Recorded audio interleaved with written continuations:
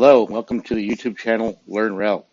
This video is going to be about building a Red Hat Enterprise Linux 7.6 machine, as you can see on the screen. When you first pop a media into a new server, whether it's virtual or physical, and boot the machine off of that media, being the CD-ROM, DVD-ROM drive, you will see a screen that looks like this. As you can see, the test this media and install Red Hat Enterprise Linux 7.6 line is one that's got the white text. If I hit the up key on the keyboard, I have now selected Install Red Hat Enterprise Linux 7.6. This is not the latest. There'll be another video after this one about demonstrating how to mount an ISO or logically, or how to mount a physical media onto a local drive, basically a local partition, and doing an update. That's not the focus of this video. The focus of this video is building the VM in the first place. A lot of the video clips that you'll see here, rather the screen clips you'll see, they may be similar to CentOS and Scientific Linux, but this video is clearly about Red Hat Enterprise Linux. Let's get started. I've selected Install Red Hat Enterprise Linux 7.6. I'm going to hit Enter on the keyboard, select this item.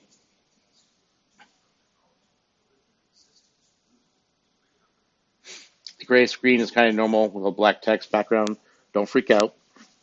Have a little patience, a little confidence, and we'll see if this screen actually will update with a GUI here in about 10 seconds or so.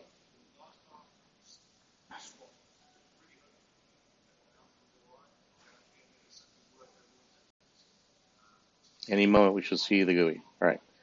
Black mouse cursor here. We are in the United States. I do speak English. The keyboard should be in English. Letters. So localization should be based on English. Go down here, click the continue button. Should take about a few seconds. Now, one of the things we're going to do is, for typical build, the way I work, I turn off kdump. I don't need it. I don't want it. So I'm going to go down here to the kdump option, click on that, go over here to the checkbox and uncheck that box. Click done, and we're back to the main window, the main installation summary window. Another thing you can do if you wanted to is go in here and you could turn on network time so they can reach out to the internet and connect. I don't really need to worry about that, especially not for the sake of this video, so I'm going to skip that. I am in the right time zone. I'll click done. These two options were selected in the very first screen. These are kind of defaults. But these are defaults because I wanted to go through the installation of the operating system in English with United States keyboard. So that's why these are the defaults, because of the prior screens, the first screen selection. I'm going to build this server as an Nfs server. So I'm going to click on this option. I'm going to choose infrastructure, and you can do this for yourself. Nothing is committed until you hit this done button and go to the other screens and hit the begin installation. So you can take a look. You can see file and print server. You can scroll up and down here. Basic web server. Yep, MariaDB, PHP support, Perl for web. There's all kinds of stuff you can do with Red Hat Enterprise Linux and CentOS Linux. A lot of these screens are very similar, but just pay attention to the branding in the upper right corner. So again, my intent is to build a server. I don't need it to have GUI. So infrastructure server, I'm going to click down here, file and storage server. Click the done button up here. It will take me back to the previous installation summary screen. So as you go into and out of these options that are down here, you'll always end up back at installation summary, and you won't be able to get back to it after you click begin installation. But that's grayed out. So we have a few more things to do. I've disabled kdump. I want to set the name of this machine. So the name of this machine, as you can see in the virtual box name up here, is RHEL 7 box. So down here, I'm going to type in, highlight that text, type in RHEL 7 box. Look what's over here. It says localhost. When I click the apply button, we should see that it's now updated. Another point. This machine is a virtual machine. It's going to be running off of DHCP from my home network. So I'm going to enable this here, which is virtually speaking the same thing as plugging in the LAN cable, both in the machine and into the switch, or configuring Wi-Fi. But in this case, this is actually a wired type, a virtual wired network interface. I got an IP address already from my DHCP server. That's cool. I'm going to click on configure down here. I turn off IPv6. You don't have to. If you know what you're doing, maybe you would do it, maybe you won't. To disable IPv6, you click on the ignore here. One of the other things I like to do is click in General tab, click the automatic connect to this network when it is available, go to IPv settings. Again, because I'm running a machine that's using DHCP, I'm going to put the host name in here. So this is RHEL 7 box. This is the name that's given to the DHCP server so that when the DHCP server gives you an IP address, an IP lease, it will put that name into the database, the DHCP database, as a name association. If you don't put that, it will put some other name like a random default like machine 1 or machine 2 or something silly like that. So putting this will help you figure out in the DHCP server which IP with what MAC is connecting to the DHCP server for what identity. Also, it's a good idea to check this box for requiring IPv6 addressing so that the connection will complete. Pretty obvious, right? No big deal. I'm not setting static, so I'm leaving this drop down as automatic DHCP. We're going to set a static IP address in this GUI. We would actually click manual and go through all the other fields associated. I'm not. Click the save button here. All right. So a lot of stuff still looks the same here. Click the done button on the upper left corner. All right. So a couple more things. We've got to now choose where the software is going to be installed and how the partitioning is going to be done. Well, it's going to be installed on a hard drive. Even though it's virtual, it's still a hard drive. And I do partition things custom-wise based on my requirements. So I will click this option for I will configure partitioning. When I click this done button, I will be presented with another GUI in front of this one for setting up such configurations. So I'll click the done button and here. See how the screen has changed. Now you're on the manual partitioning screen. After you're done with making partitions and creating them and allocating storage, you'll come up here and click the done button and you'll go back to the original screen for the installation. We're not ready for that yet. I'm going to change this to LVM thin provisioning. You don't have to, but you want to either choose LVM or LVM thin provisioning. Most modern Linux administrators use LVM or LVM thin provisioning. They're not using the Btrfs and they're not using standard partitions. All right, so I've chosen this so that all the partitions I create, except for the boot partition, will be LVM thin provisioned.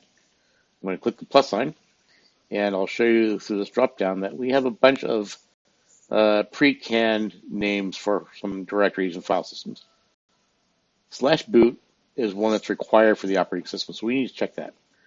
And I have an 80 gigabyte virtual hard disk for this server.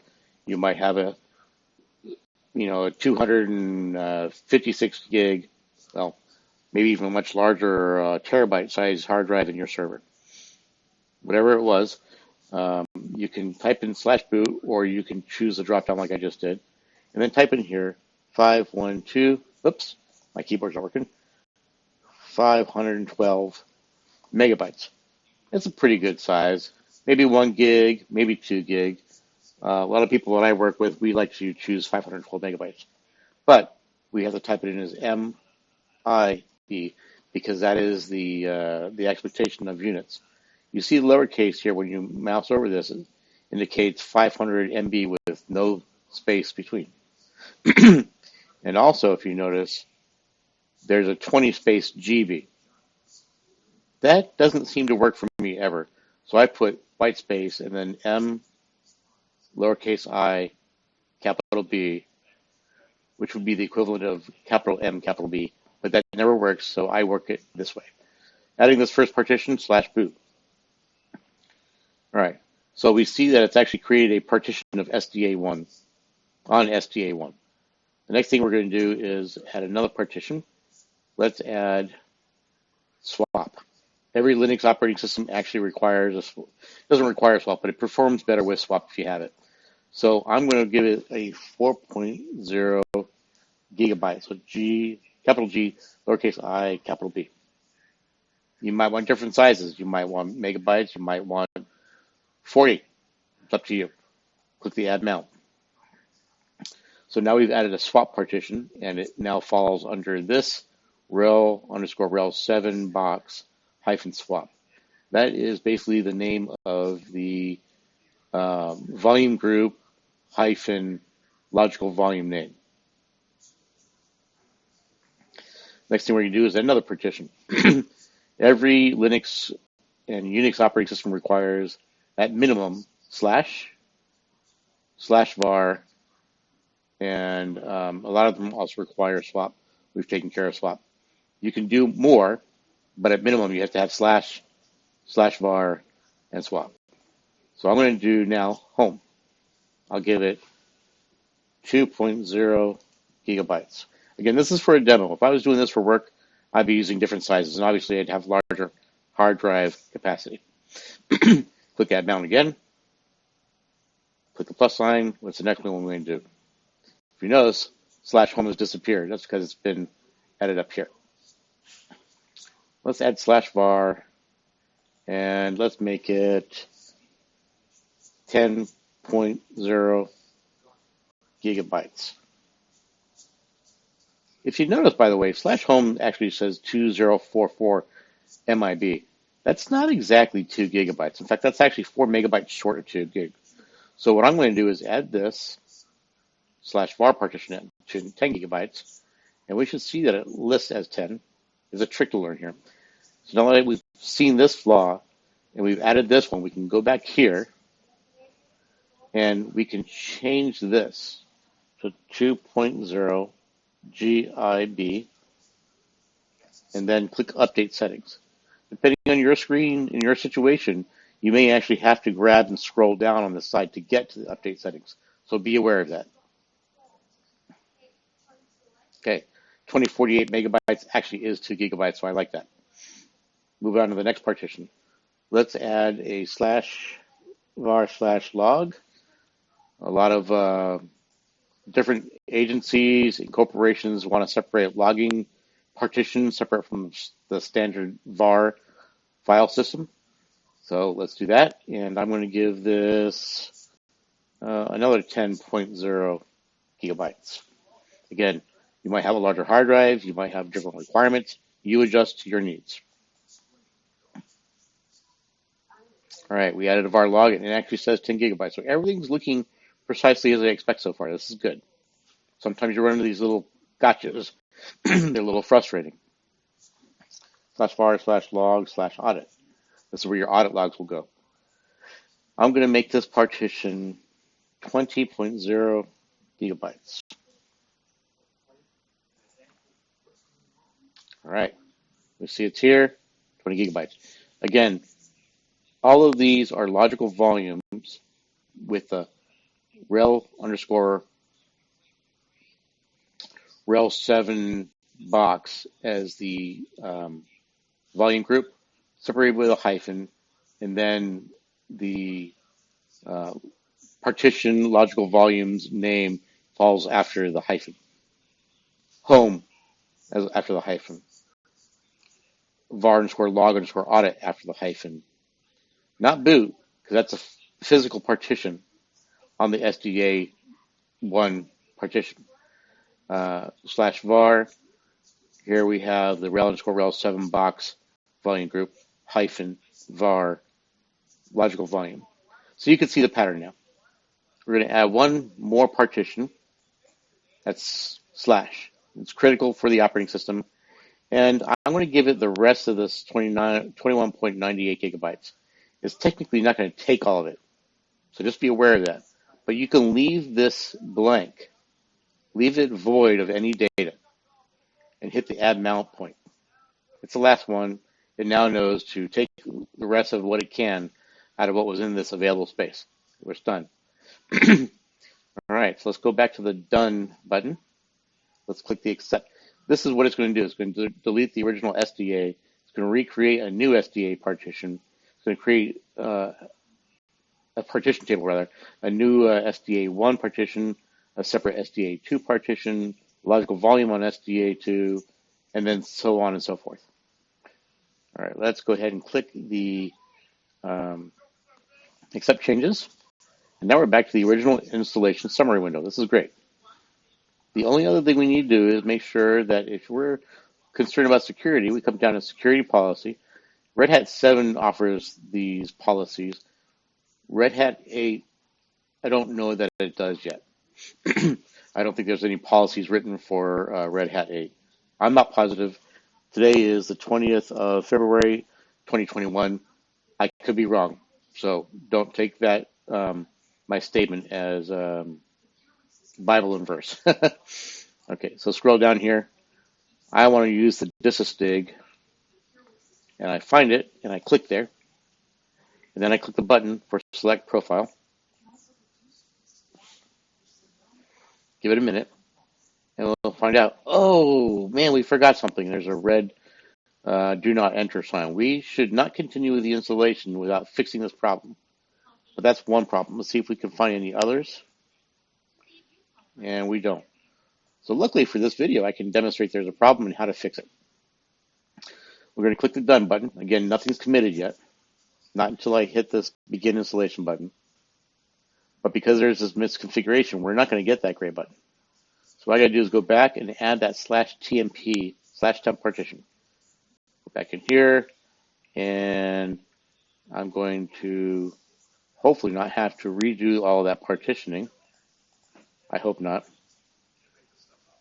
And click the done button. All right, perfect. I'm going to take back some of the space from this guy. I'm going to shrink this down to 16 gigabytes, 16.0. And I'm going to hopefully get 16 gig out of this by hitting the update settings.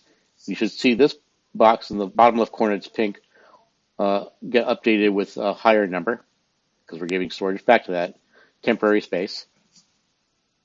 Click the updated settings, and now we see the increase. That's good. Now what we're going to do is hit the plus sign. We're going to hit here. There is no /tmp for it, so we need to type it in, /tmp. Now we can use the rest of the storage, add mount. And it took some space. The root partition ended up with 16 gig. That's great. If you're really nitpicky, you have to work with it the way I've shown with these other partitions. Go ahead and click the done button up here. Again, it's going to repartition everything, and hopefully we'll have a good file system set up. It is. Now the security policy says everything's okay. Let's check at it. Look, there's no red do not disturb, do not enter sign. So we actually are okay. I'm going to click the done button, and now we can continue by clicking on this button now. It is actually blue. It's not grayed out. It's actually available. And we will click this button and start the installation. So this is the opportunity where you get to set the root password. And so I'm going to type in a password. You can type whatever you want.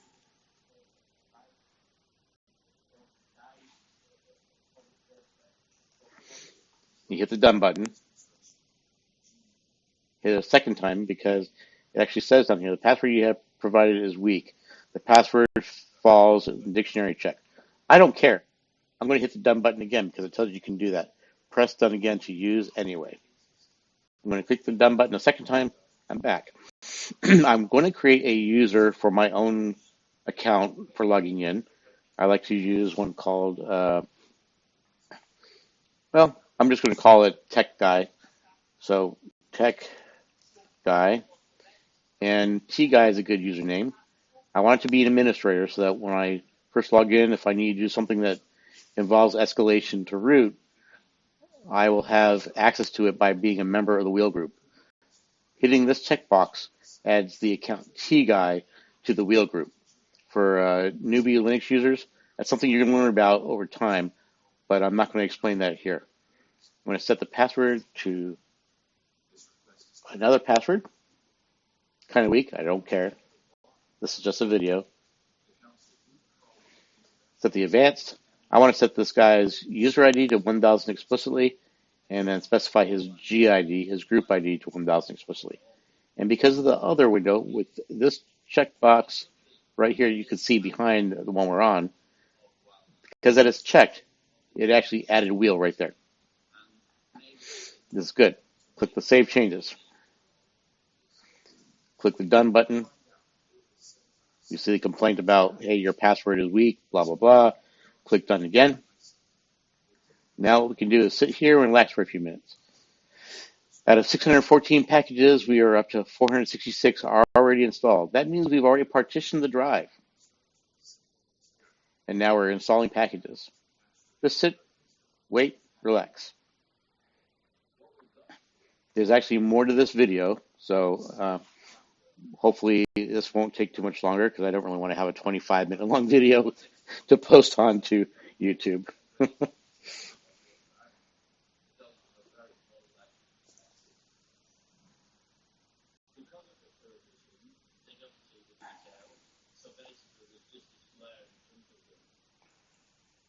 All right, so another 30 so packages, and we'll be ready to go to the next phase here.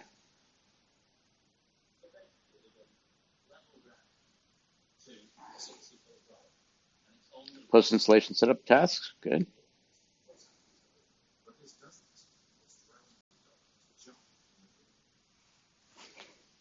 Almost ready. Bear with me here.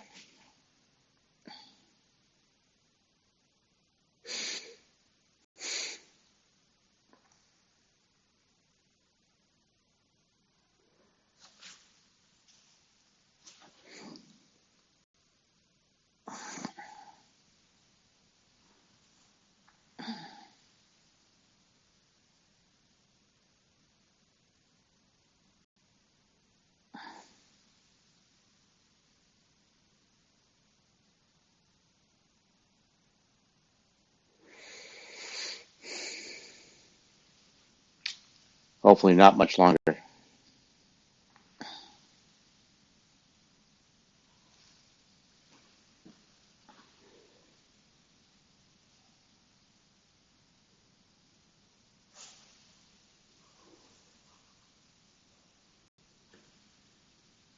you notice down in the bottom here, there's an advertisement, and it changes every few seconds. And this one says developers.redhat.com.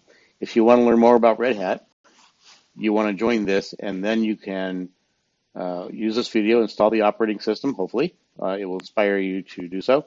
And then you can join the community of developers for developers, basically learn about Red Hat, by logging in and posting questions and looking at other people's questions, reviewing the answers, and realizing that the community on that website, it is a corporate website for Red Hat. Red Hat is actually a corporation that has people posting questions because they are users of Red Hat, and they're paying for the licenses or the permission to update their software regularly. You can go on there and find other information. You can collaborate with others, and it's a good option for people who are just learning about Linux.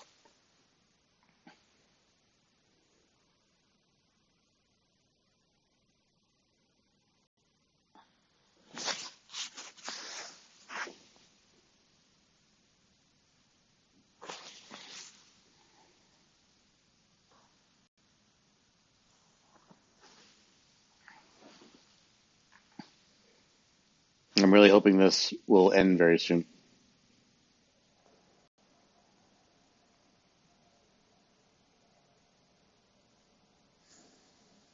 Come on, VM, a little more.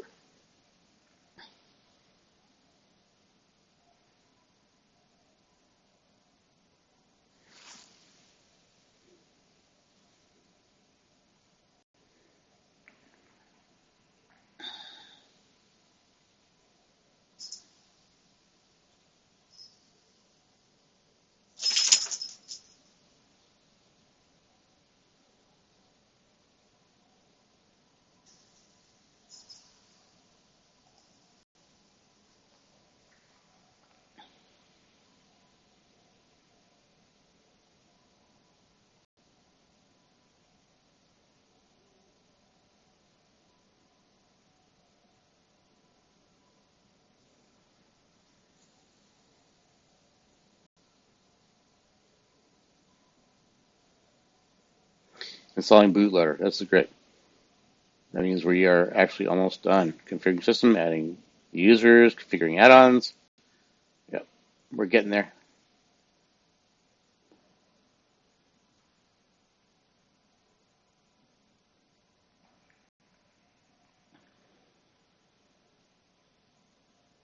I don't know what those add-ons are. So if you are actually a seasoned Linux administrator and you know what those are, please feel free to chime in the discussion board, hopefully respectfully, and let me know, because I have no idea what configuring add-ons means. It's always been a mystery to me. Again, hopefully this will be completed here very soon, and we will see the next action that we have to take, which I think will be the final action that we need to capture in this video.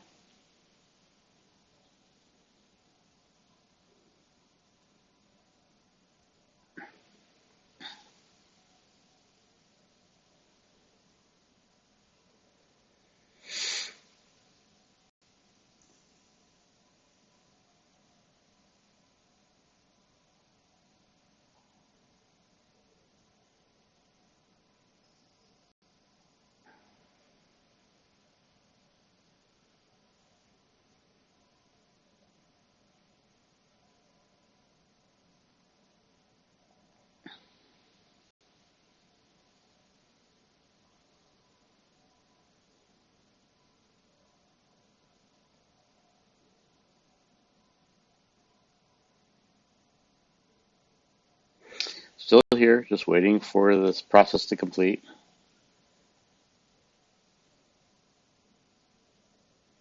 Unfortunately, I don't know how to use the application ShareX to stop this recording and then pick it back up and cobble the two MP4s together so I can load it up as a single file into YouTube. So I really don't want to deal with the clumsiness of having separate files and having to cobble them together in the video editor of YouTube.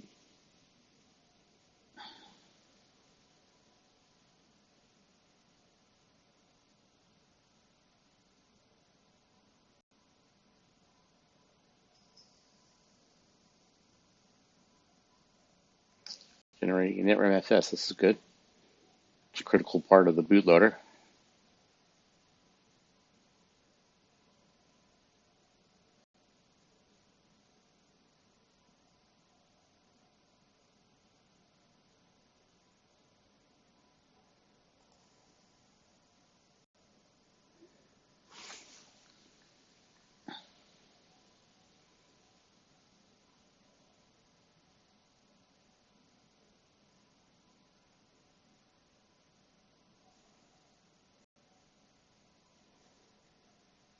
Okay, this was actually one of the extra final steps I wanted to capture.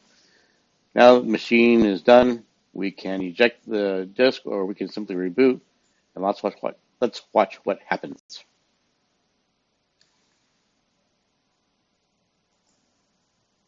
Okay, so the machine rebooted this time, and there's our bootloader menu. It's called Grub, and this is for rescue mode. You only need to use this when something really screwy is happening with an option listed here. This is always the bottom option unless somebody does something to a file to rearrange that. And what you'll see is this reference to Red Hat Enterprise Linux Server, in parentheses, 3.10.0-hyphen957.el7.x86_64, 7.6. What that is, the 3.10.0-957 reference is the kernel version that's currently been installed, which is associated with 7.6. The point release is 7.6. So it's a term that you might want to know about, is the point release of this particular installation is 7.6, and the kernel it's associated with this particular point release at this moment is 3.10.0-957. So we're going to go ahead and arrow up to there. We've already got the bar highlighted. Hit the enter key. Now we are booting up off of that particular kernel option. Again, you'll recognize the screen. And sometimes when you're looking at the screen, like module SHA-1 not found, that's kind of scary. It's not. Just let it go. Now, that's really pretty screen there, but just so you know, you can hit the escape key and see what's going on in the background. Yay. Now we actually have a legal notice text on the screen, and we also have the login. Down in the bottom left corner, it has our host name, RHEL7 box, space, login, colon. I'm going to log into both accounts that I created. First one is going to be tguy, and I'm going to provide the password that I used just to confirm that it works. And there we go. This is a shell prompt, and now you can start doing commands if you want. I don't want to. It's not part of this video. I'm going to hit exit. All right. Now I'm going to log in as root, which is not very common, not something you should do in good practice, but it's there if you need it.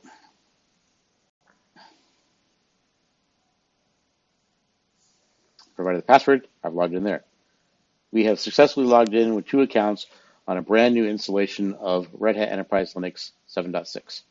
The next video will be about mounting an ISO on a partition local directory, and doing the appropriate steps for copying some files over and making adjustments on the system to enable the packages on the media, whether virtual or physical, to be accessible and usable as a repository for updating this machine. Thank you for your time, and I'm going to go ahead and stop the video here.